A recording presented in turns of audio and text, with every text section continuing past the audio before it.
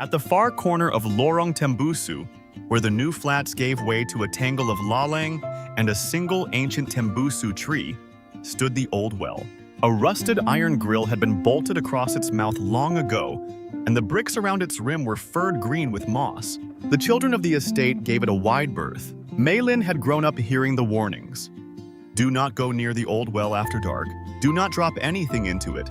And above all, do not call out your own name beside it. Her grandmother would only press her lips together whenever Maylin asked why. The grown-ups spoke of the well in lowered voices, as though the bricks themselves might be listening. Every estate had its strange corners, Maylin supposed. Yet none of the others came wrapped in quite so many rules. To a girl of 12 with a notebook always in her pocket, a notebook crammed with half-solved puzzles and unanswered questions, such a silence was not a warning at all. It was an invitation she could not resist.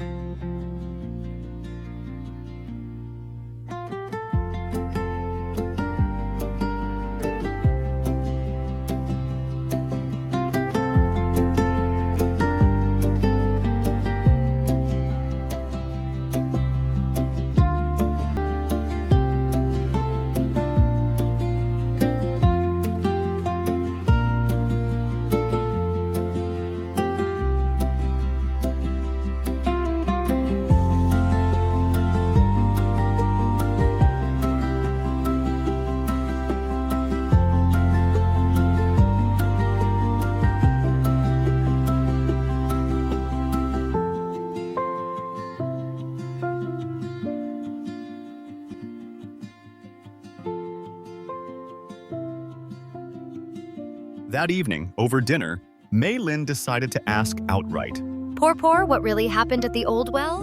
Her grandmother stopped chewing. For a long moment, the only sound was the ceiling fan turning overhead. Some stones are best left unturned. People who go digging at that well do not always like what they find. Curiosity killed the cat, child. But satisfaction brought it back, Por. Her grandmother did not smile. She rose, cleared her bowl, and rinsed it slowly under the tap, her back turned. The well had taken something from our kampong long ago, in the days before the flats were built. Some wounds are kinder left covered. Then she went to bed early, leaving Maylin alone at the table with a question that refused to settle.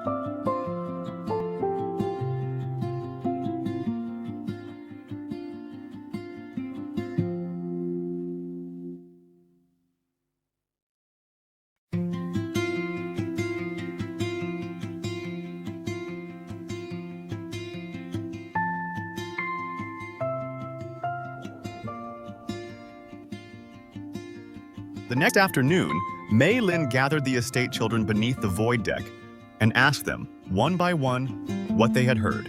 The stories tumbled out, each more lurid than the last. On the 7th month, a pale figure rises from the well and wanders the corridors. Anyone who shouts their name into the shaft will hear it whispered back the very next night. The youngest, little Wei Jie, claimed his brother's friend had seen a hand reach out through the grill. Maylin wrote it all down, yet a careful frown settled on her face. The tales did not agree with one another. One child said the figure wore white, another said gray. One said the well was bottomless, another said it was bone dry. If even half of it were true, she reasoned, the details would surely match. Folklore, she was beginning to suspect, grew like the lalang, wild, tangled, and rooted in something she had not yet found.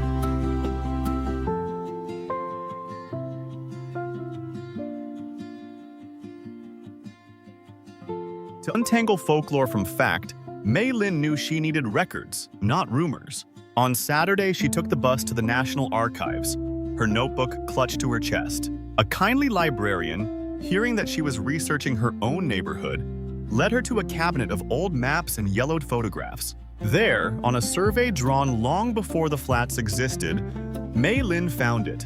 A small circle inked beside a cluster of atap houses, labeled in faded handwriting, Kampong Tembusu, communal well. Her heart quickened. The well was real, and so was the village that had once drawn water from it. She pored over the photographs until the librarian gently reminded her that the archive was closing. One picture she could not stop studying showed a row of children laughing beside the very well, their faces bright in the sunshine of a morning long since gone. The image was creased and a little faded, yet every face seemed to gaze straight out at her across the years. Among them stood a girl who looked unsettlingly a little like herself.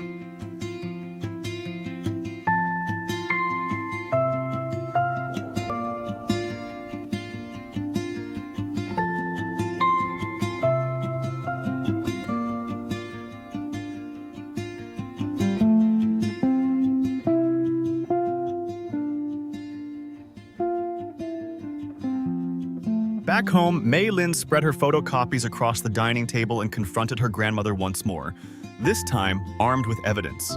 Poor, this is our kampong, isn't it? You lived here. The old woman's hands stilled over her sewing. She looked at the laughing children in the photograph for a long, long moment. Yes, that was my home, before they built the flats. I knew every face in that picture. Her finger drifted to the girl who resembled Mei Lin's and rested there, trembling slightly. This one was my younger sister. Her name was Su Chu. Mei Lin held her breath. In all her 12 years, she had never once heard of a great aunt. Her grandmother had folded the name away so deeply that the family had simply grown up around the silence, the way the lalang had grown over the well. For 60 years, that single name had stayed locked behind her grandmother's lips. Some secrets, Mei Lin realized, were not kept out of fear of ghosts at all.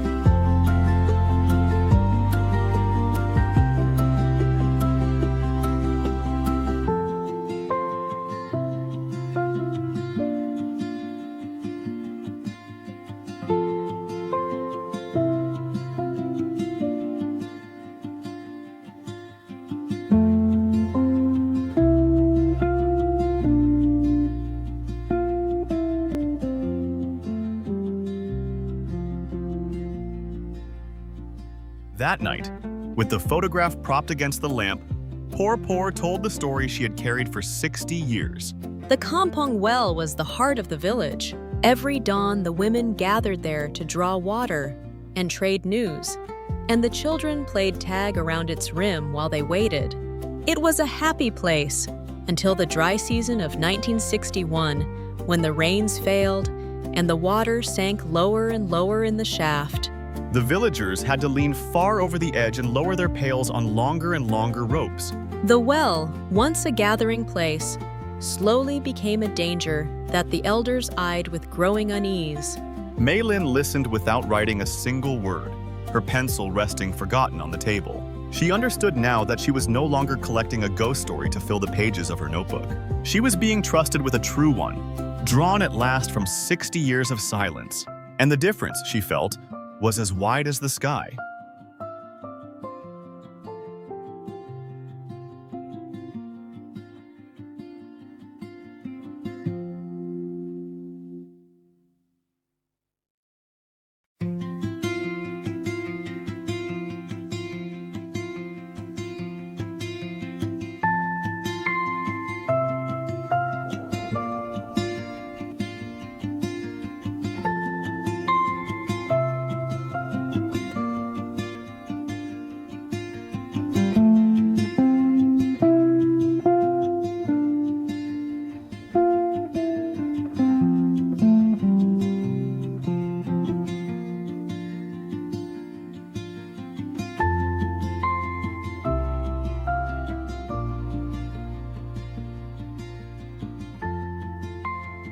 In the worst week of that drought, Por went on, her sister Su Chu had been only 9 years old, bright and headstrong and forever in trouble for wandering off.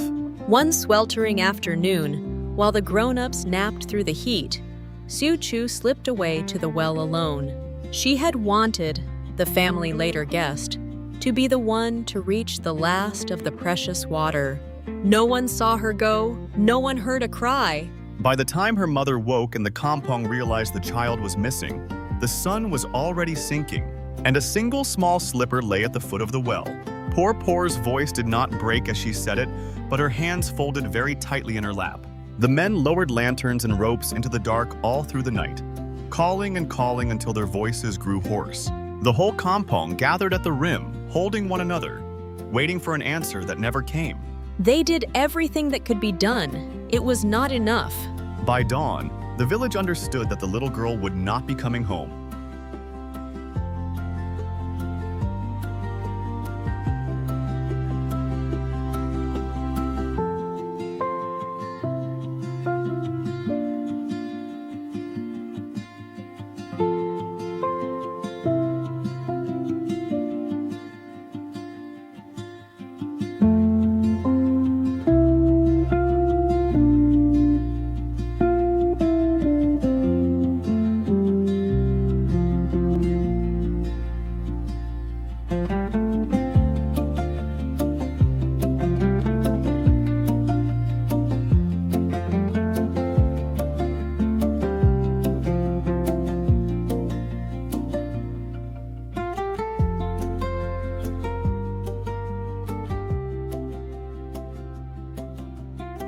After that terrible night, Por said, the kampong was never the same. The women no longer lingered to gossip at the well.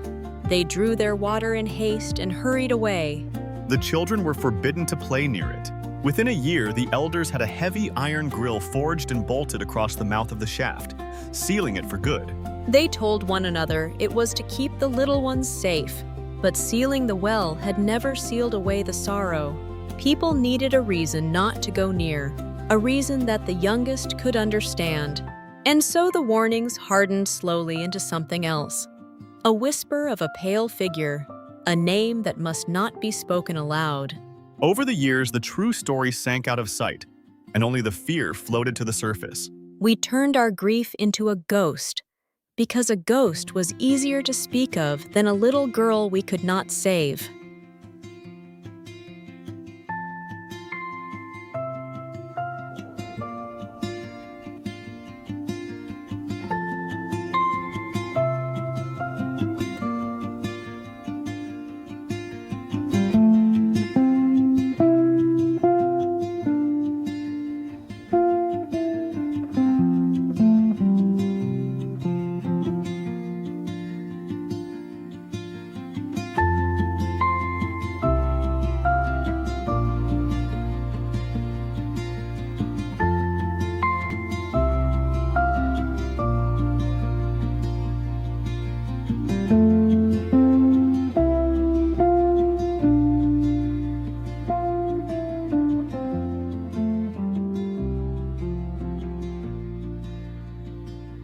Maylin sat very still as the story settled over her like dusk. So this was the truth the legend had hidden all along. Not a vengeful spirit, but a grieving family, and a name folded away because saying it aloud had hurt too much to bear. The warning never to call out one's name beside the well, she realized, had begun as a mother's anguished plea, for she had cried out Su Chu's name into that shaft until her voice was gone. Generations later, the children of the estate repeated the rule without the faintest idea of the heartbreak behind it. Maylin felt something shift inside her, a quiet anger at how a real little girl had been reduced to a campfire shutter. She thought of the laughing face in the photograph, so like her own. Su Chu deserved more than to be a thing that frightened children. She deserved to be remembered as a person who had once lived, and played, and been loved.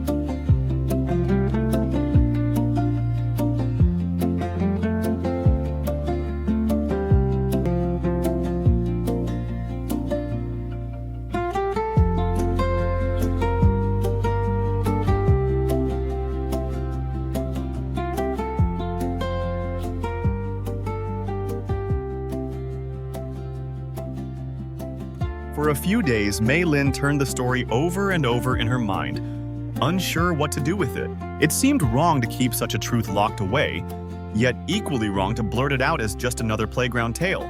The answer came to her in school, during a history lesson on Singapore's vanished kampongs. Whole villages were resettled into high-rise flats, and much of their everyday life slipped from living memory. Mei Lin's hand shot up almost before she had decided to raise it. After class, she stayed behind and told Mr. Raja everything. The well, the archive, the photograph, and the sister whose name had been buried for 60 years. He listened with growing attention. Mei Lin, this is exactly the kind of history that matters. Not the dates in textbooks, but the people. Would you be willing to share it with the whole school?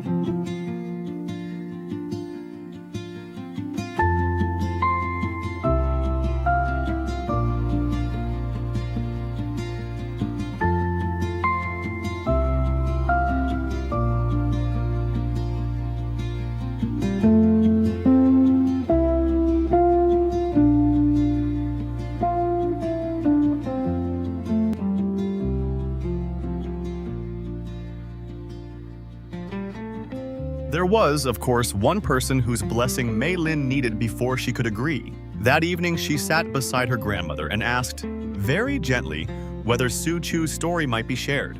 Not as a ghost story, Por, as the truth, so that people will finally remember the real little girl. She braced herself for refusal. Por was quiet for so long that Mei Lin feared she had overstepped. Then the old woman reached out and smoothed her granddaughter's hair, the way she had when Mei Lin was small. For 60 years, I kept her name in the dark because the dark felt safer. But you have shown me something, child. A name spoken with love is not a curse. It is a candle. Her eyes were wet, yet she was almost smiling. Yes, let them know her. Let them know my sister was here. It was the first time Mei Lin had ever heard pride and not fear in her grandmother's voice.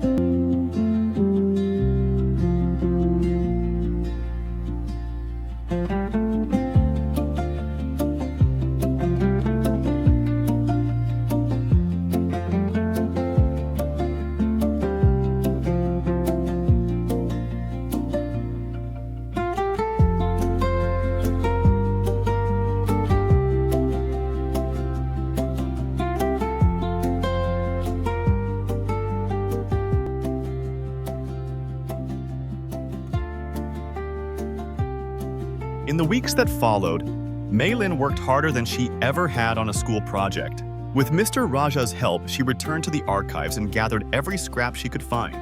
The survey map, the photographs of the kampong, an old newspaper notice about the drought of 1961. She interviewed 2 elderly residents who still remembered Kampong Tembusu, and they filled in details her grandmother had been too young to recall. Slowly, a richer picture took shape, not of a haunted shaft, but of a living village with its morning chatter at the well, its festivals, and the bright, mischievous girl who had been its youngest water carrier. Mei Lin titled her project simply, The Girl at the Well. She arranged the photographs and her careful notes on tall display boards, checking each caption twice so that not a single fact was wrong.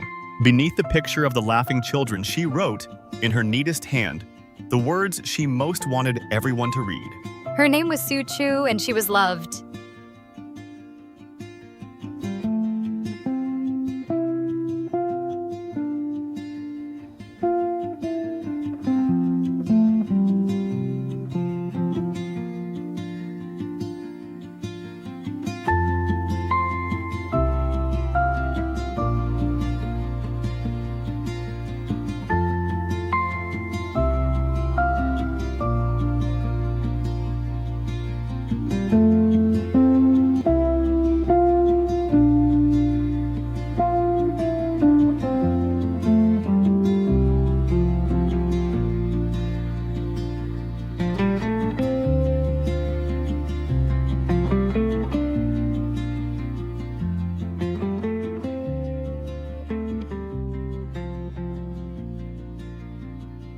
On the day of the school heritage exhibition, the hall buzzed with parents, pupils, and teachers. Maylin stood a little nervously beside her boards, her notebook for once tucked away. As visitors paused to read, she watched their faces change. The younger children, who had grown up trading shivery rumors about the old well, fell silent as they understood for the first time that the well was not a monster's lair but the center of a vanished home. Some of them glanced down at the photograph of the laughing girl and then quickly away, as if ashamed of every careless tale they had ever passed on. I knew the family. Maylin felt her nervousness melt into something steadier and warmer, a quiet certainty that she had done the right thing. The legend that had frightened a whole estate for as long as anyone could remember was quietly turning, before her very eyes, into a story of remembrance.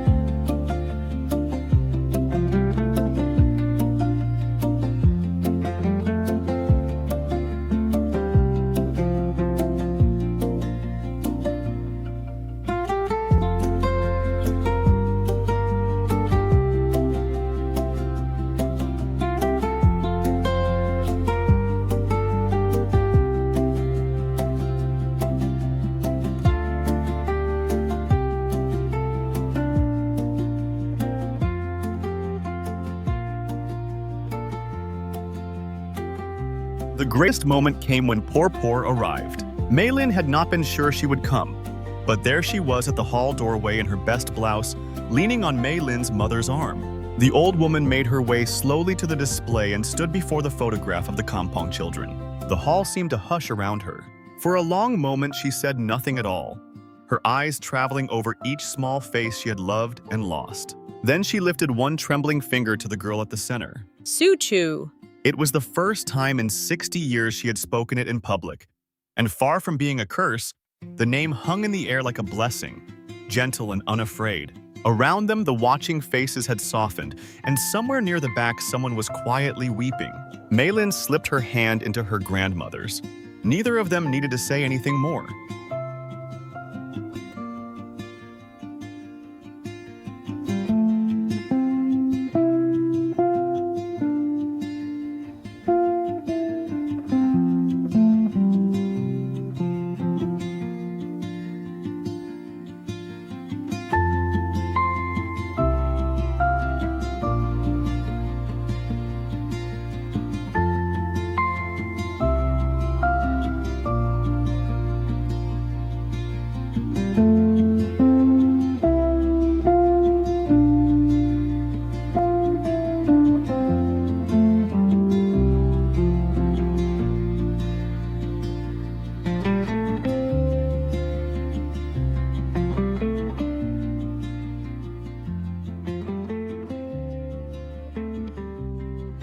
Word of Maylin's project did not stay within the school walls. A reporter from the community newsletter wrote a gentle piece about the girl who had uncovered the truth behind the old well. And soon, the town council took an interest. Rather than leaving the sealed shaft to crumble quietly in the Laleng, they proposed a small heritage marker beside it. On a clear Saturday morning, a modest plaque of weathered bronze was unveiled where the iron grill met the moss-furred bricks. It bore a short account of Kampong Tembusu, its communal well, and the dry season of 1961. At the foot of the plaque, in letters that caught the morning light, were the words Maylin had chosen. In memory of Suchu, and all who once gathered here. The pale figure of the legend was gone for good. In its place stood something truer and far more lasting. A quiet promise that the village and its youngest daughter would not be forgotten.